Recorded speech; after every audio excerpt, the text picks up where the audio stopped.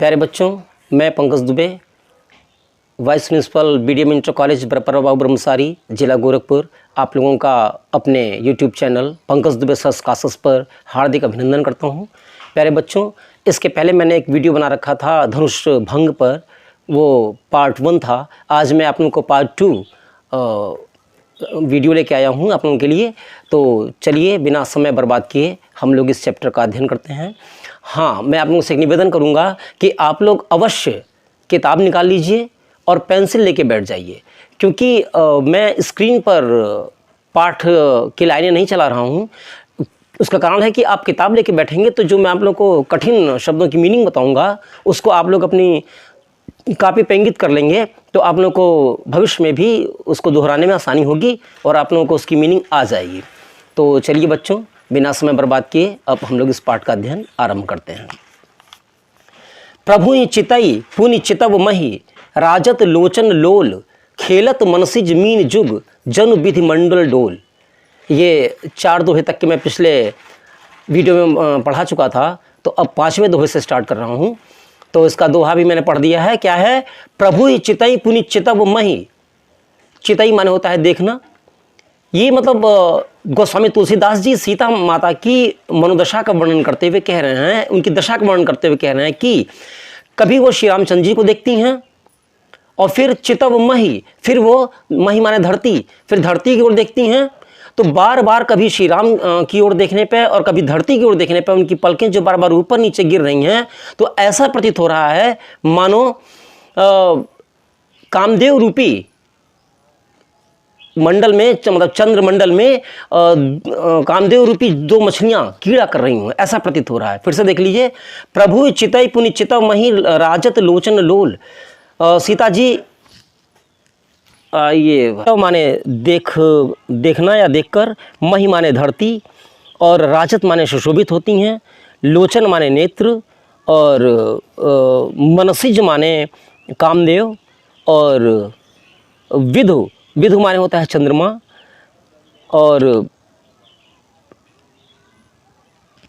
मंडल जान ही रहे हैं कि विधु मंडल मतलब चंद्रमंडल हो गया। हाँ, अब इसका पूरे का अर्थ देख लीजिए कि सीता मैया प्रभु श्री रामचंद्र जी को देख करके फिर पृथ्वी की ओर देखती हैं, तो उनके चंचल नेत्र इस प्रकार से शोभित हो रहे हैं जैसे ऐसा लगता है मानो चंद्रमंडल रूपी डोल में कामदेव की 2 मछलियां क्रीड़ा कर रही हों। मतलब उनके जो काले नेत्र हैं वो जो है बार बार कभी ऊपर जा रहे हैं, कभी नीचे जा रहे हैं, कभी वो श्री रामचंद्र जी को देखती हैं, कभी वो धरती को नीचे देखने लगती हैं। तो उनके जो नेत्रों का जो काला हिस्सा है वो ऐसा लग रहा है कि मानो कामदेव की 2 मछलियां चंद्र मंडल रूपी डोल में क्रीड़ा कर रही हूँ, खेल रही हूँ। कितना सुंदर वर्णन किया है गोस्वामी तुलसीदास जी ने। आगे देखिए। गिरा अलिनी मुख पंकज रोकी, प्रकट नलाज निशा अवलोकी। गिरा माने क्या होता है? गिरा माने होता है वाणी, और अलिनी माने होता है भंवरा या भ्रमरी। पंकज माने जान ही रहे हैं आपकी कमल का पर्यायवाची पंकज है। प्रकट नलाज निशा अवलोकी। अवलोकी माने देखकर, और अवलोक माने अवलोकन करना माने देखना होता है, और निशा माने रात। तो इसका पूरे का अर्थ क्या हो गया कि ऐसा लग रहा है कि मानो सीता जी की वाणी रूपी भंवरी को उनके मुख रूपी कमल ने रोक रखा है। ऐसा प्रतीत हो रहा है मानो सीता जी बहुत कुछ कहना चाह रही थी, लेकिन उनकी जो वाणी है वो ऐसा लग रहा था कि उनके जो मुख रूपी कमल हैं उनके अंदर उनकी जो वाणी है वो भ्रमरी के समान कैद हो गई है। निकलना चाह रही है लेकिन निकल नहीं पा रही है। लोचन जल रहा लोचन कोना, जैसे परम कृपन कर सोना। उनके लोचन माने नेत्र, उनके नेत्रों का जल उनके आँखों के कोनों में उसी प्रकार रुका रह जा रहा है जैसे, कृपन माने होता है कंजूस, जैसे परम कंजूस आदमी का सोना घर के किसी कोने में दबा रह जाता है, लेकिन वो उसका उपभोग नहीं कर पाता है, उसका उपयोग नहीं कर पाता है। अपनी कंजूसी की प्रवृत्ति के नाते वो उसका कोई भी उपयोग करता नहीं है, उसको बचा के रखता है। उसी प्रकार सीता जी के नेत्रों का जो नेत्रों में जो जल थे, यानी कि आंसू की जो बूंदें थीं, वो उसी प्रकार आँख के कोने में बनी रह जा रही हैं, जैसे कि परम कंजूस का कोना घर के किसी हिस्से में दबा रह जाता है। मजबूरी समझिए सीता जी की। सीता जी अगर उनकी आंखों से आंसू गिरने लगें तो भी उनको लोगों की लज्जा है, ये इस बात की चिंता है कि अगर मेरे आंखों से आंसू गिरेंगे तो लोग क्या सोचेंगे कि क्यों रो रही हैं। तो इस नाते वो रो भी नहीं सकती हैं, वो अपने मन के भावों को छिपाने की कोशिश कर रही हैं। सकुची व्याकुलता बढ़ जानी, धैर्य धीरज प्रतीत उर आनी। जब उनको यह महसूस हुआ कि अब उनकी व्याकुलता बहुत ज़्यादा बढ़ गई है, तो उन्होंने अपने हृदय में धैर्य धारण करने का प्रयास किया।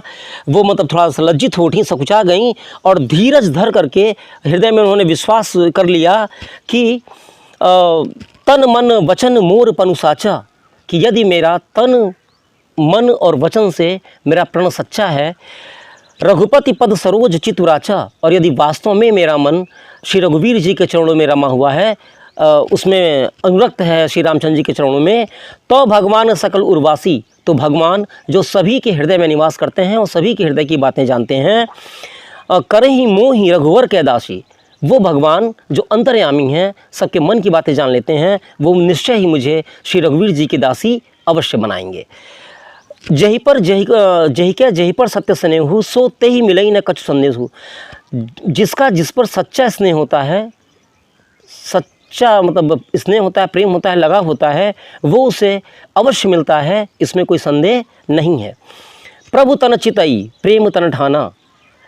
श्री रामचंद्र जी के शरीर को देख करके सीता जी ने अपने मन में प्रेम का प्रण ठान लिया। कृपा निधान राम सब जाना। क्या प्रेम तन ठान लिया कि यदि यह शरीर रहेगा तो श्री राम जी का होकर रहेगा, अन्यथा यह शरीर नहीं रहेगा। कृपा निधान राम सब जाना। जब सीता जी ने अपने मन में ऐसा विचार किया, ऐसा सोचा, तो कृपा निधान रघुवीर जी जो सबके मन की बात जानते हैं, वो समझ गए कि सीता जी अपने मन में क्या सोच रही हैं। सिया ही बिलो की तकेऊ धनु कैसे। सिया ही बिलो की माने देखकर, तकेऊ धनु कैसे मतलब सीता जी को देखकर श्री रामचंद्र जी ने धनुष को उसी प्रकार देखा जैसे चितव गरुड़ लघु ब्याल ही जैसे। चितव माने भी देखना, और गरुड़ माने गरुड़, लघु माने छोटे, ब्याल ही माने सर्प।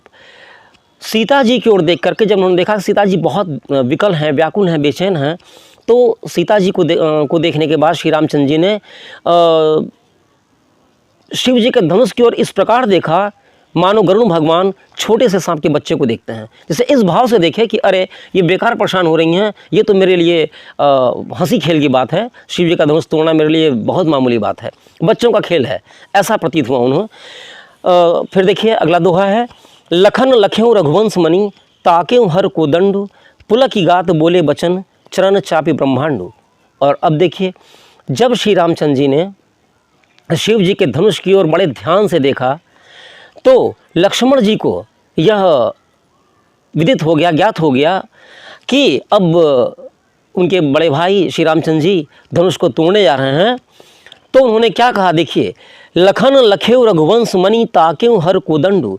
जब लक्ष्मण जी ने यह देखा कि श्री रामचंद्र जी शिव जी के धनुष की ओर देख रहे हैं ध्यान से, पुलक की गात बोले वचन, तो उनका गात माने शरीर पुलकित हो उठा और बोले वचन चरण चापी ब्रह्मांड। और उन्होंने अपने चरणों से ब्रह्मांड को दबा करके यह वचन कहा। क्या कहा ये देखिए, दिश कुंजरहूँ कमठ अहि कोला, धरहूँ धरनी धरी धीर न डोला। एक एक शब्द का अर्थ मैं क्लियर कर दूंगा आपको, अगर ध्यान देंगे आप।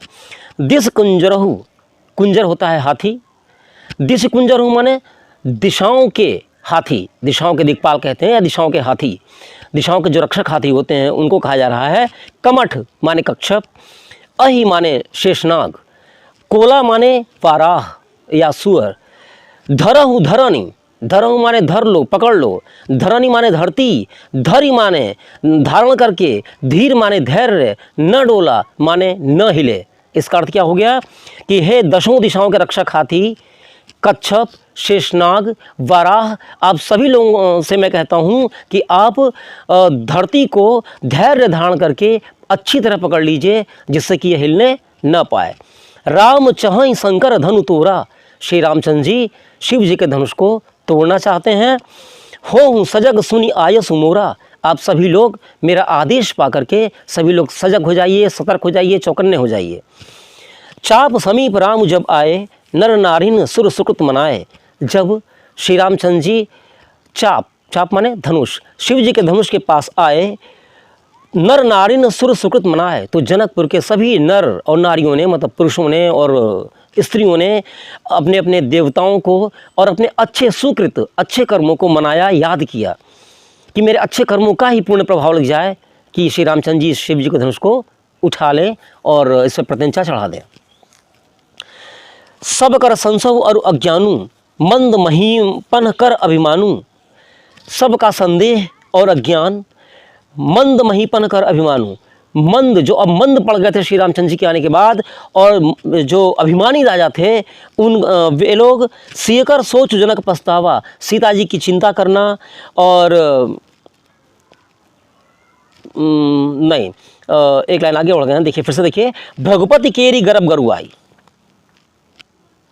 भृगुपति केरी गर्भ गरुआई, सुर मुनि बरन केरी कदराई। दोनों लाइन का फिर से देख लीजिए, बल्कि ठीक रहेगा। सबकर संशय और अज्ञानु, सभी का संदेह और अज्ञान, मंद महीपन कर अभिमानु। जो मंद राजा थे, जो मंद बैठे थे श्री रामचंद्र जी के मंच पर आ जाने के बाद, अभिमानी राजा थे। और भृगुपति केरी गर्भ गरुआई, भृगुपति कौन है? भृगुपति कहा जा रहा है परशुराम जी को, परशुराम भगवान को। केरी गर्भ गरुआई, उनके गर्भ का भारीपन। सुर मुनि बरन केरी कदराई, देवताओं और मुनियों की कायरता, उनका डर। सिय कर सोचू, सीता जी की का चिंता करना। जनक पछतावा, और जनक जी का अपने इस कठिन प्रण पर पछतावा करना, पश्चाताप करना। रानी न कर दारुण दुख दावा, और रानियों के दारुण दुख रूपी दावानल। ये सारे क्या कहाँ चले गए? ये सारे के सारे शंभुचाप बड़ मोहित पाए, शिव जी के धनुष रूपी बड़े जहाज पर जाके साज समाज सहित सवार हो गए। चढ़े जाई सब संग बनाई, मतलब ये सारे साज समाज बना करके सब जाकर के शिव जी के धनुष पर सवार हो गए। राम बाहु बल सिंधु पारू, चहत पारू नहीं को कड़हारू। ये सभी लोग श्री रामचंद्र जी के भुजाओं के बल, अपार बल के पार जाना चाह रहे हैं, लेकिन कोई भी कड़हारू अर्थात केवट, खेवनहार, खेवैया इनको नहीं मिल रहा है। अब अगला दोहा देखिए, दोहा नंबर 7। राम बिलोके लोग सब, चित्र लिखे से देखे, चितई सीय कृपायतन, जानी बिकल विषेखे।